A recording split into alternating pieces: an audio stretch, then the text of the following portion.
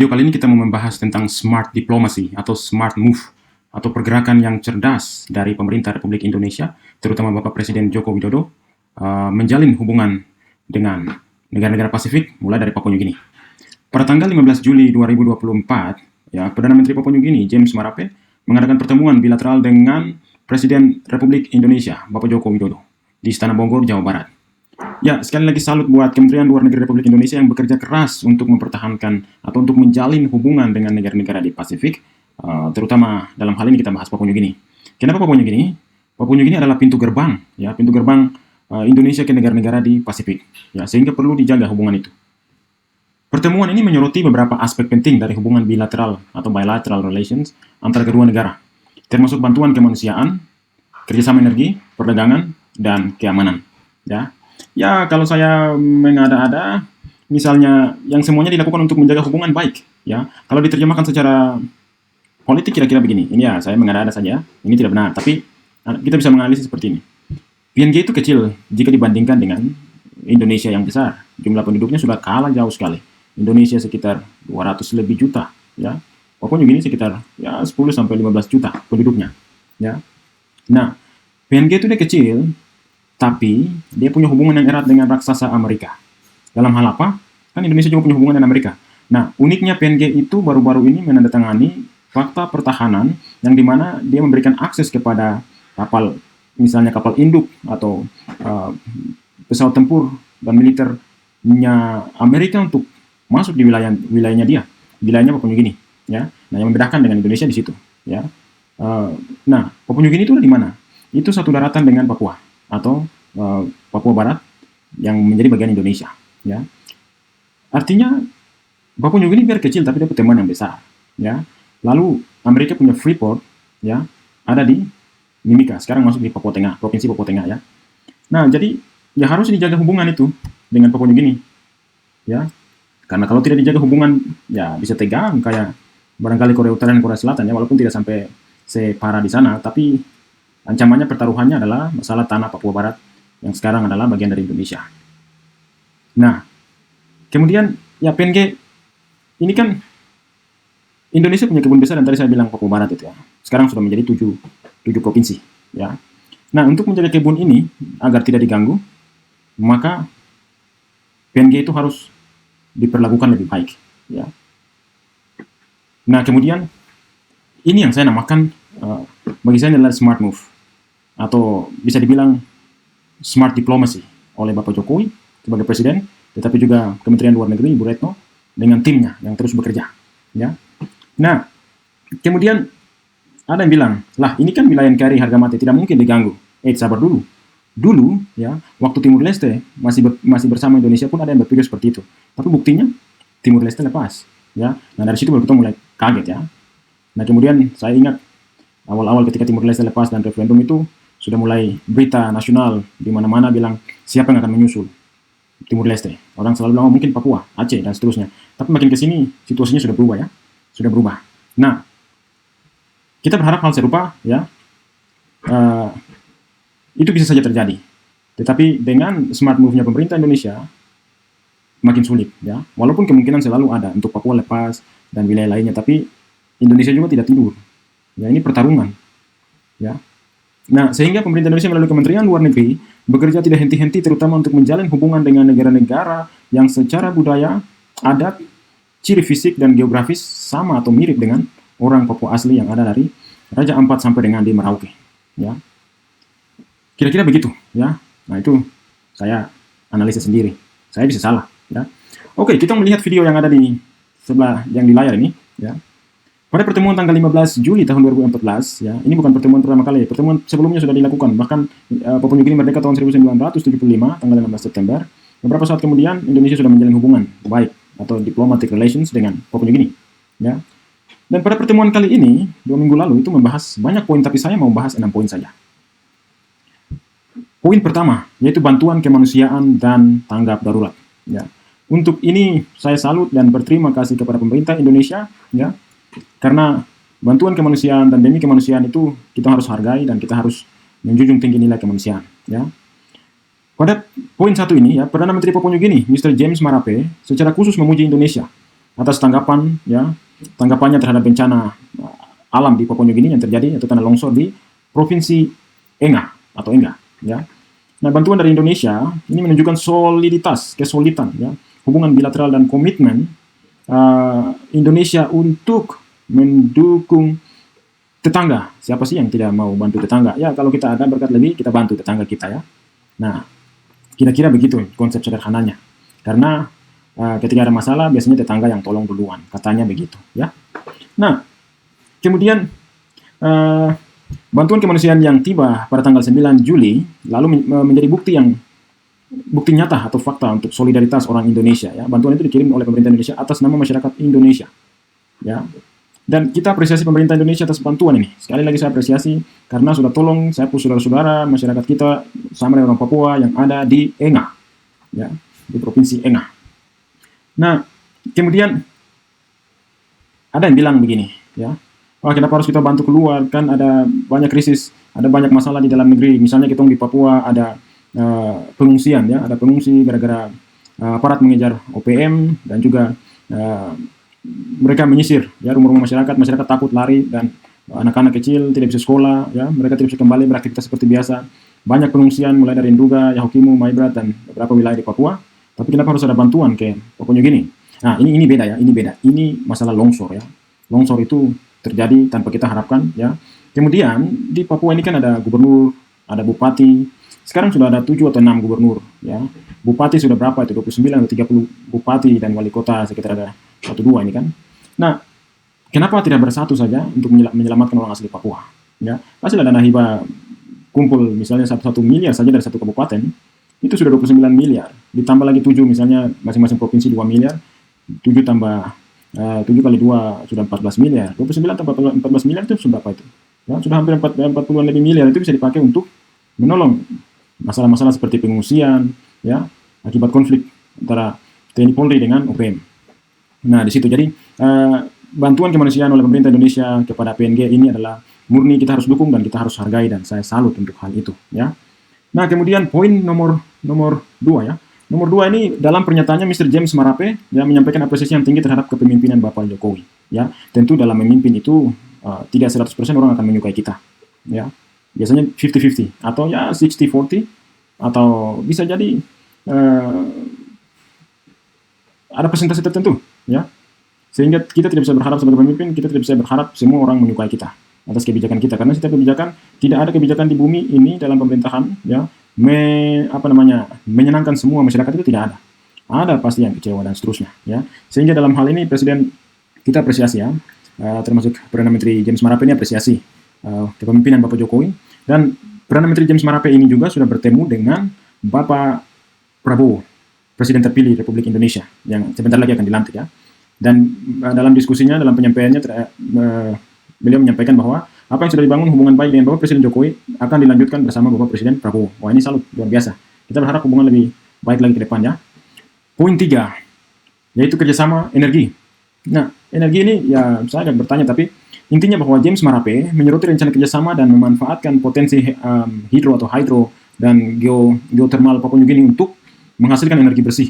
Kerjasama ini tidak hanya menguntungkan PNG atau Papua Nugini atau PNG dalam hal pengembangan sumber daya energi terbarukan, tetapi juga membuka peluang bagi Indonesia untuk mengakses energi terbarukan, ya, dan energi yang bersih, ya.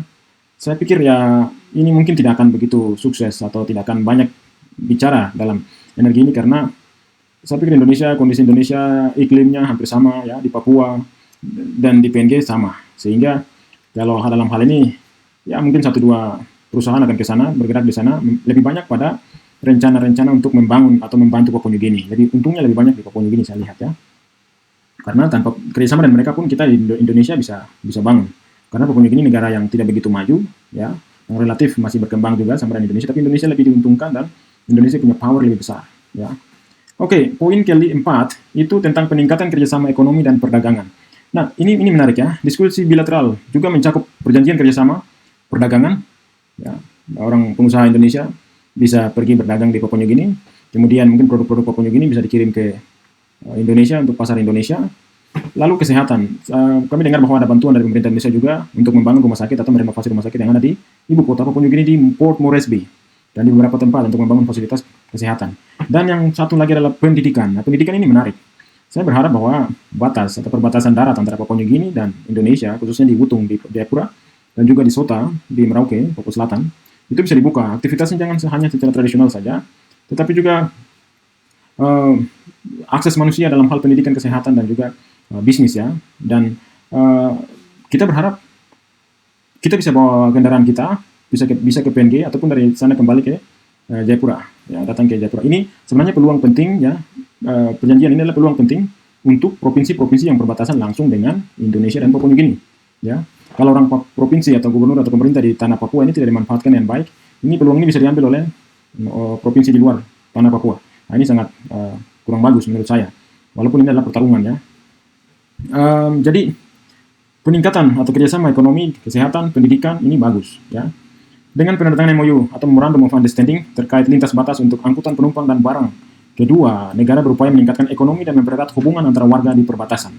Pertemuan bisnis bersama dan pembahasan mengenai perjanjian perdagangan provinsi atau provincial ya, trade mencerminkan upaya untuk memperluas peluang perdagangan dan investasi antara Indonesia dan Papua New Guinea. Ini cukup menarik.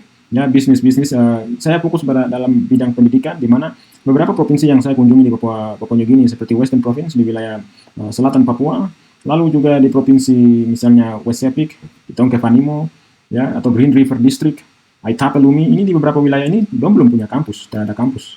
Biasanya anak-anak dari perbatasan ini kalau mereka mau pergi sekolah, kalau ada uang, mereka terbang ke Port Moresby atau beberapa wilayah seperti Lai dan juga di Goroka untuk masuk kuliah di sana. Dan jumlah lulusan lebih besar daripada jumlah kampus, sehingga banyak yang biasanya nganggur alias tidak masuk kampus. Ya, ini peluang penting bagi universitas-universitas terutama yang ada di kota Jayapura, Merauke, dan juga di tanah Papua, tetapi juga peluang untuk Indonesia. Ya.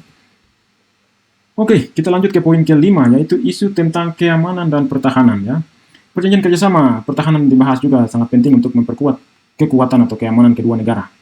Keamanan perbatasan menjadi perhatian utama, dan dengan adanya perjanjian ini diharapkan kedua negara dapat bekerjasama lebih erat dalam menjaga stabilitas kawasan. Pertanyaannya, stabilitas di kawasan di perbatasan itu ada apa? Satu, OPM, ya, Organisasi Papua Merdeka. Terus apa lagi? Amerika kan teman baiknya Indonesia dan Papua New Guinea.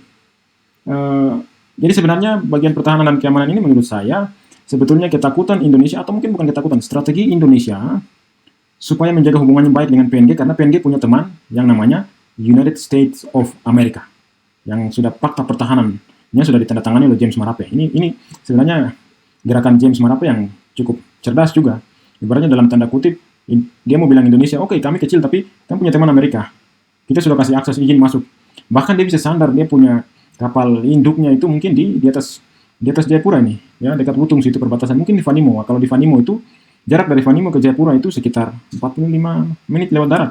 Kalau pesawat mungkin 2 menit, ya kapal balik mungkin ya beberapa jam. Dari Jawa, dari Makassar terlalu jauh, ya. Nah, di situ ini ada lebih banyak juga secara tidak langsung ini hubungan dengan Amerika, ya. Jadi keamanan dan pertahanan dengan Papua New Guinea. Kan kita bisa bilang Papua New Guinea ini dia kekuatan senjatanya atau kekuatan pertahanan militernya, angkatan udaranya seberapa kuat dengan Indonesia, jelas Indonesia lebih kuat. Tapi di belakang Papua New Guinea ada Amerika. Ya, ini strategi pemerintah. Jadi kemudian James Marape dengan berani datang, kita mau kerjasama pendidikan. Oh, kalau kamu tidak kasih bantuan atau tidak dekat dengan kami, kita punya Amerika. Tetapi juga ada satu isu yang mereka bisa angkat adalah isu Papua Merdeka. Rakyat Papua New Guinea mayoritas mendukung Papua Merdeka, tapi pemerintah harus smart. Nah, pergerakan James Marape ini menarik. Dia lebih kepada humanis, ya. Dia mau ada kontak antara perbatasan itu dibuka untuk masyarakat beraktivitas, ya. Tetapi di satu sisi dia perketat di sisi keamanan pertahanan dan pemerintah Indonesia. Dia ini cerdas nih James Marape, ya. Poin 6 atau poin terakhir dari video ini, yaitu penghormatan terhadap kedaulatan dan keanekaragaman budaya. Nah, ingat bahwa James Marape menekankan pentingnya menghormati kedaulatan dan keanekaragaman budaya masing-masing negara. Ini satu paket ini dengan pertahanan dan keamanan tadi, ya.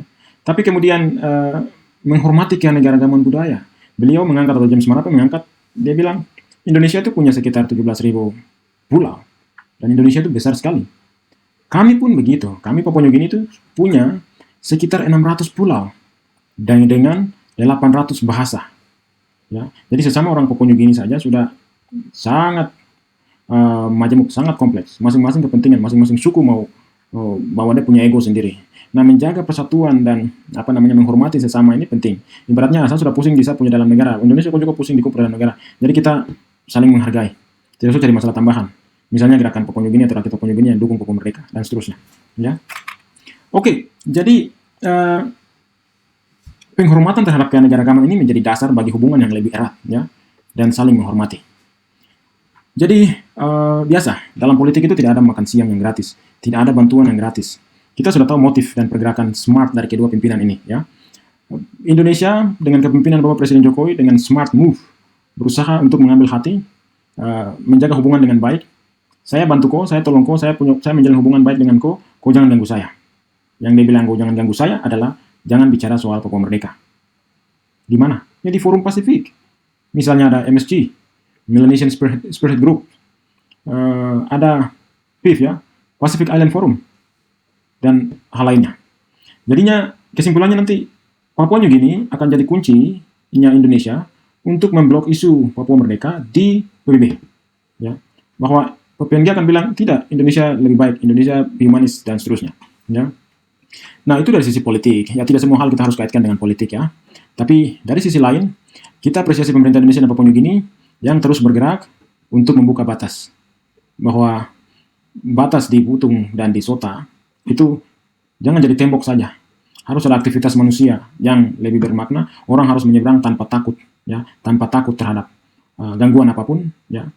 Dan kita menunggu, khusus orang Papua, ya, kita menunggu supaya ada transportasi. Saya bisa bawa saya punya mobil menyeberang ke Vanimo, ke PNG, atau ya kalau mau jalan sendiri bawa motor pergi ke PNG. Begitupun orang PNG kembali. Ya, nanti suatu saat kalau sudah buka, saya akan bawa kendaraan saya ke sebelah dan akan bikin video. Ya, mungkin itu saja, bahwa kita apresiasi apa yang dilakukan oleh pemerintah. Masalah dalam negeri di Papua, di dalam Indonesia ada bupati, ada gubernur, di Papua harus bekerja sama untuk menolong, ya, membangun trust dan juga trust terutama dari masyarakat terhadap pemerintahnya. Karena akhir-akhir ini agak membingungkan, ya. Oke, saya pikir itu saja untuk video kali ini, bahwa Indonesia dan Papua New Guinea menjalin hubungan semakin erat, semakin mesra, dan semakin baik. Indonesia negara besar, Papua New Guinea juga, dan di belakangnya ada Amerika. Mungkin itu saja, terima kasih, selamat menonton. Apa yang Anda pikirkan silahkan komentar, ya. Ini analisa, bisa salah, tetapi juga bisa benar. Oke, sampai jumpa di video selanjutnya. Thank you.